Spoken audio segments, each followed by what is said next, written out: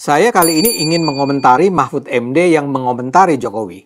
Nah, Sebetulnya ini terkait menarik. bukan dari video Jarang baru, sekali ada tokoh di video negeri lama. ini yang di Tapi depan menurut publik saya tetap menyatakan penting berbeda untuk pendapat dibicarakan kembali. ataupun bertentangan Mahfud dan adalah atau tokoh yang menantang terpandang dan pendapatan Mahfud dipercaya MD. kata-katanya. Namun Dia itu berbeda tidak dengan lazim Edi dikenal sebagai Armando penyebar yang fitnah atau lantang dan pembohong. terbuka mengkritik Mahfud Bagaimanapun, MD. kali ini Mahfud adalah tokoh yang terpandang dan dipercaya kata-katanya. Dia itu tidak lazim dikenal sebagai penyebar fitnah atau pembohong. Bagaimanapun, kali ini Mahfud terpaksa saya harus komentari sebagai tokoh yang berperan penting dalam penyebaran kabar bohong yang sangat lazim digunakan untuk menjelekkan Jokowi. Kabar bohong yang saya maksud adalah berita bahwa Jokowi sejak lama berusaha agar bisa maju sebagai calon presiden selama 3 periode. Jadi bukan cuma 2014 sampai 2024, tapi dilanjutkan menjadi 2024 sampai 2029. Kisah ini terus digoreng para pembenci Jokowi sampai sekarang. Beberapa hari yang lalu, saat saya hadir dalam sebuah talk show di sebuah stasiun televisi, ada 2 pembicara yang mengulang kebohongan itu. Saya bilang, bukankah Jokowi sudah membantah? Saya bilang yang mengutarakan gagasan 3 periode itu adalah orang-orang di luar Jokowi. Jadi kata saya, kalau mereka masih percaya Jokowi melakukan effort untuk jadi presiden 3 kali, apa buktinya? Dalam kondisi itulah kemudian di TikTok beredar lagi video lama Mahfud MD yang bisa dibilang menjadi alasan yang kuat bagi mereka yang percaya Jokowi memang haus kekuasaan. Dalam video itu, Mahfud nampak sedang diwawancara Abraham Samad yang versi lengkapnya ditayangkan pada 6 Oktober 2024. Kaget nggak? Mahfud, karena kan Prof. Mahfud ini sempat akrab nih. Iya, sudah saya katakan, saya tuh kagetnya sejak tahun 2022. Terus terang, kita dulu kan pendukung setianya gitu ya. Tapi 2022 itu sudah mulai muncul gerakan-gerakan, ya tidak Pak Jokowi langsung, tapi dia membiarkan gerakan beberapa menteri, orang-orang DPR untuk mengubah periode jadi 3 periode gitu kan. Bahkan udah datang ke saya di lobby juga itu. Gampang Pak itu. Apa? Undang-undang dasar diubah. Gimana caranya? Kalau biar Pak Jokowi tidak ketahuan, Pak Jokowi suruh umroh dulu. Mahfud bercerita bahwa saat gagasan perubahan UUD 45 agar presiden diizinkan menjabat selama 3 periode, dia termasuk orang yang didekati para pelobi. Dia tidak mengatakan para pelobi itu adalah orang-orang yang diperintah Jokowi. Mahfud hanya menjelaskan Jokowi tahu bahwa ada upaya itu dan Jokowi membiarkannya. Para pelobi itu mendekati banyak pihak seperti para petinggi partai dan para menteri, termasuk Mahfud sendiri yang menjabat sebagai Menko Polhukam di periode kedua Jokowi. Oh, jadi termasuk Prof. Mahfud di lobby nih? Oh iya. Oke, siapa itu melobi? Oh, nantilah. Nanti harus ditulis 10 tahun yang akan datang. Buku putih ya, Prof? Ya, buku putih nanti, jangan sekarang. Masih ada orang-orangnya, masih hafal di sini semua. Siapa orang yang melobi itu? Tanya Samad. Mahfud menolak menjawabnya. Itu nanti akan disampaikan suatu saat, kata Mahfud. Selanjutnya, menurut Mahfud, ketika Jokowi umroh, anggota MPR melakukan sidang untuk mengubah pasal konstitusi yang menghambat presiden maju untuk ketiga kalinya. Pagi dibuat panitia kerja, siang diplenokan, sorenya disahkan. Besoknya, masa jabatan Jokowi sebagai presiden bisa langsung diperpanjang. Semudah itu. Mahfud lalu berpetuah soal pentingnya moral hukum, bukan hanya prosedur hukum. Mahfud secara khusus menyebut nama Megawati sebagai petinggi partai yang paling keras menolak usulan itu. Mahfud juga cerita bahwa dirinya diiming-imingi jabatan oleh orang yang melobinya itu. Menurut orang itu, kata Mahfud, masa jabatannya sebagai menteri otomatis diperpanjang kalau upaya perubahan UUD itu goal. Tapi kata Mahfud, dia menolak iming-iming itu karena dia bukan orang yang haus kekuasaan. Mahfud juga cerita perannya sebagai Menko dipertanyakan ketika munculnya usulan itu.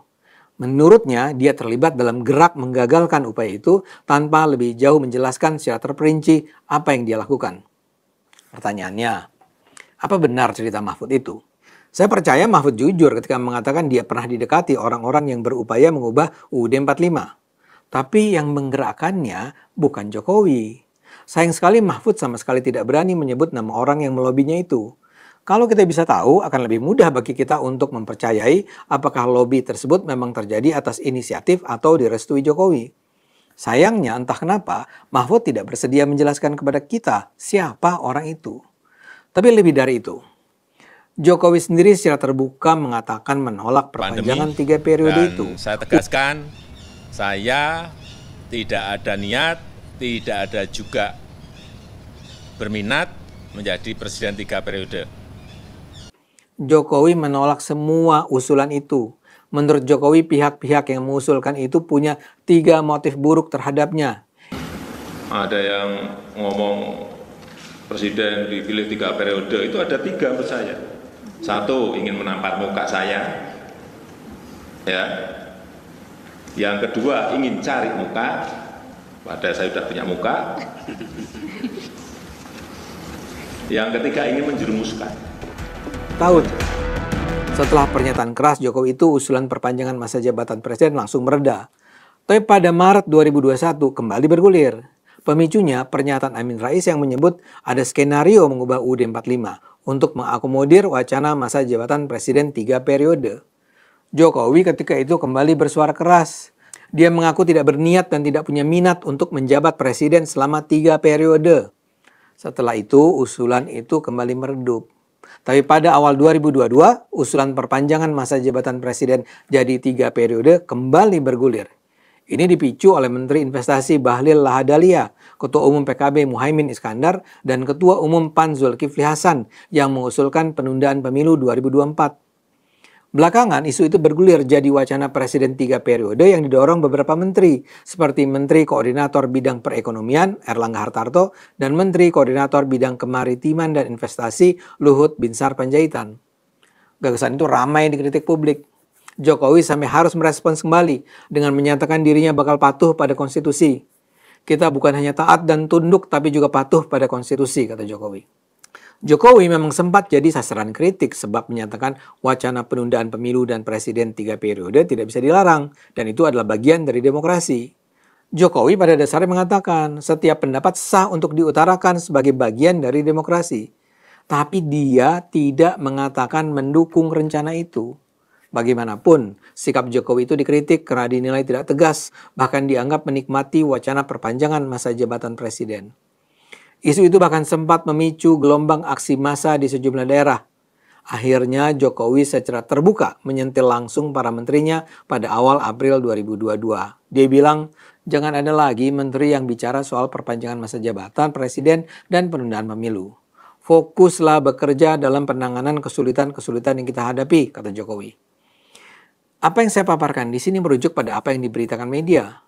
Jokowi secara konsisten menunjukkan pada publik dan juga pada para pendukungnya bahwa dia tidak setuju dengan perpanjangan masa jabatan presiden.